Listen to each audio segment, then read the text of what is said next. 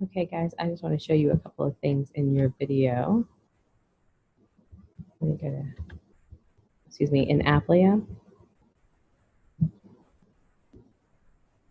All right, this next, we covered, all right, under course home, and I don't believe I've done a video yet. If I go to student view, when you first come in, these are your assignments. You can click this view all assignments, which will list everything. So if you already know that, let's say the week of New Year is going to be rough for you, you can go ahead and start on getting the homework done. All right, just click view all assignments. All the assignments are out there except for the extra accredited assignments. What I wanted to also point out to you was from the textbook perspective. Inside of the textbook are your lectures. So we've just covered module 1, which was basically microeconomics, because before we can study macroeconomics, we have to understand micro. Micro is this actually looking at individual behavior between the households and firms. This next section that we're going to be covering is talking about how to measure the economy, the macro economy as a whole. And so in micro, we use things like supply and demand, talking about the supply and the demand for apples and oranges. Now, when we talk about the macro, we're actually talking about the economy as a whole. So we're going to talk about things like, how do we measure how productive the United States is? Are we producing enough stuff? Right? That's going to be, see all of the chapters between here. We're going to skip over a bunch of them. These are all micro.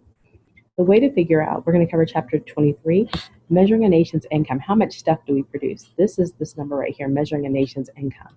Now, currently, if I can go back here, let me share my screen. If I go to the national debt calculator for clock, let's see what it's called.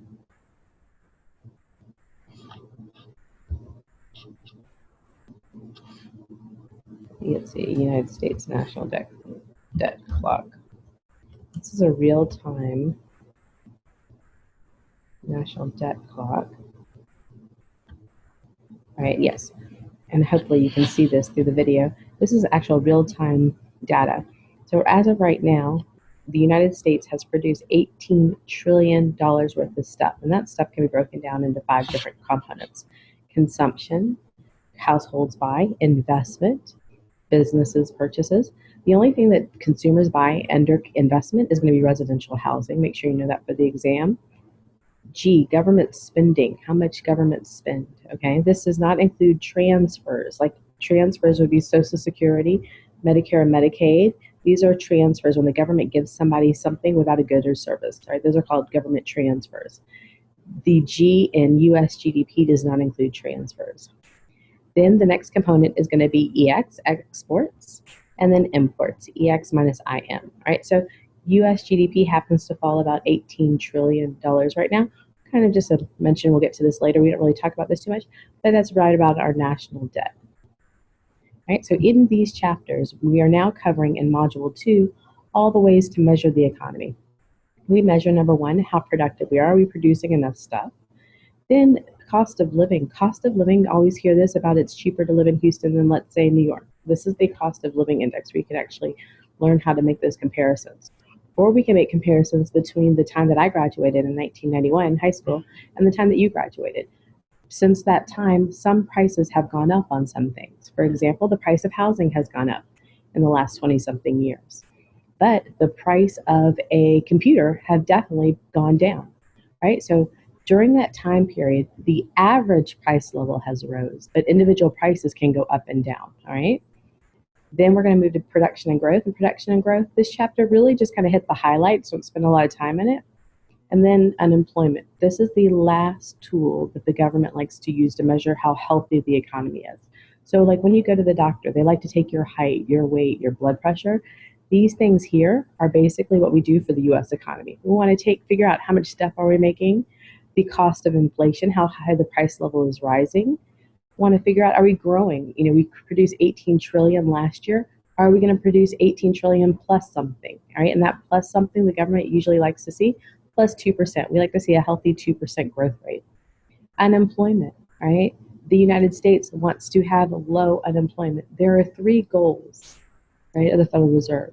And well, the government they want to have low prices, meaning low inflation. Because when inflation is very high, let's say it's at 25%, then businesses are not going to want to make long-term contracts. And then the government's going to have an issue with businesses producing more stuff because there's uncertainty. We also want low unemployment. The government does not want to have everyone out of work, right? They want to have a relatively low unemployment. And the unemployment chapter, they're going to talk about the natural rate of unemployment. We will never get to 0% unemployment, but currently we have unemployment, I believe, at 5%. So the unemployment numbers come out the very first Friday of every month. There's a 1 month lag on them. And so we would have November's numbers for now right at 5%, all right?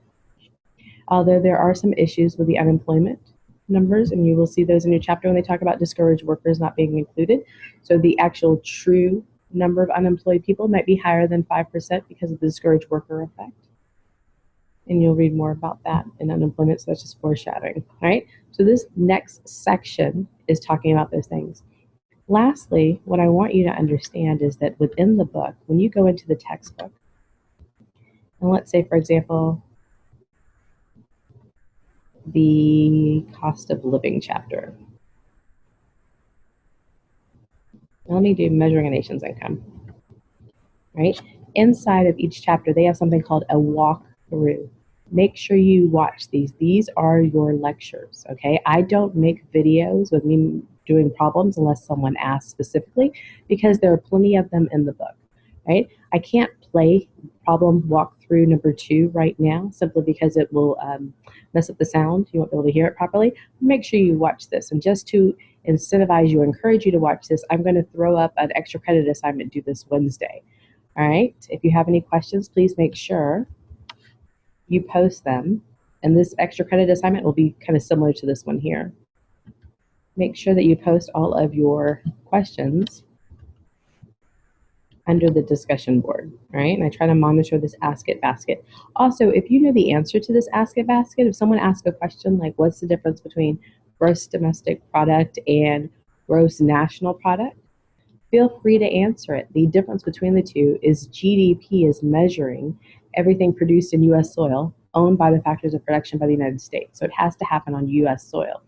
Gross national product just means that the factors of production are owned by the United States. So the money that Coca-Cola makes in London is included in our gross national product, not included in our gross domestic product, right? That's just an example. So again, if you see someone post a question, feel free to answer it. And I will be posting and shortly thereafter under course outline, under course materials, an extra credit assignment. This assignment that I'll post in here under, let's say, do we have an extra credit assignment section? Nope, I will create an extra credit assignment section, and this will be due again on Wednesday of this week. And that's just because I know we have Christmas coming up, and I don't want anyone to wait to the last minute to get this done. So this will hopefully get you to hurry up and cover these chapters prior to the holidays. Again, if you have any questions, post them to the discussion board. Thanks so much.